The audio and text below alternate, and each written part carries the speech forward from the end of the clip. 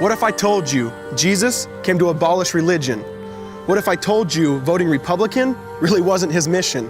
What if I told you Republican doesn't automatically mean Christian, and just because you call some people blind doesn't automatically give you vision? I mean, if religion is so great, why has it started so many wars? Why does it build huge churches but fails to feed the poor? Tell single moms God doesn't love them if they've ever had a divorce, but in the Old Testament, God actually calls religious people whores.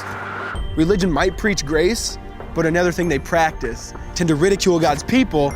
They did it to John the Baptist. They can't fix their problems, and so they just mask it, not realizing religion's like spraying perfume on a casket. See, the problem with religion is it never gets to the core. It's just behavior modification, like a long list of chores. Like, let's dress up the outside, make it look nice and neat. But it's funny, that's what they used to do to mummies while the corpse rots underneath. Now, I ain't judging, I'm just saying, quit putting on a fake look. Because there's a problem if people only know that you're a Christian by your Facebook. I mean, in every other aspect of life, you know that logic's unworthy. It's like saying you play for the Lakers just because you bought a jersey. See, this was me too, but no one seemed to be on to me. Acting like a church kid while addicted to pornography. See, on Sunday I'd go to church, but Saturday getting faded, acting if I was simply created to just have sex and get wasted. See, I spent my whole life building this facade of neatness, but now that I know Jesus, I boast in my weakness. Because if grace is water, then the church should be an ocean. It's not a museum for good people, it's a hospital for the broken. Which means I don't have to hide my failure, I don't have to hide my sin. Because it doesn't depend on me, it depends on Him. See, because when I was God's enemy, and certainly not a fan, He looked down and said, I want that man. Which is why Jesus hated religion, and for it He called them fools. Don't you see so much better than just following some rules? Now let me clarify.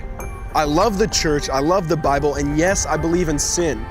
But if Jesus came to your church, would they actually let Him in? See, remember He was called a glutton and a drunkard by religious men. But the Son of God never supports self-righteousness, not now, not then. Now back to the point, one thing is vital to mention. How Jesus and religion are on opposite spectrums. See, one's the work of God, but one's a man-made invention. See, one is the cure, but the other's the infection. See, because religion says do, Jesus says done. Religion says slave, Jesus says son. Religion puts you in bondage, while Jesus sets you free. Religion makes you blind, but Jesus makes you see. And that's why religion and Jesus are two different clans.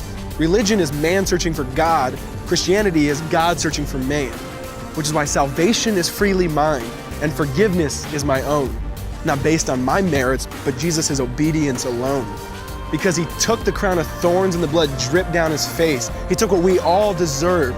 I guess that's why you call it grace. And while being murdered, He yelled, Father, forgive them. They know not what they do. Because when He was dangling on that cross, He was thinking of you.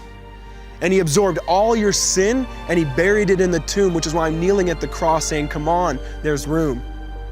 So for religion, no, I hate it. In fact, I literally resent it. Because when Jesus said, it is finished, I believe He meant it.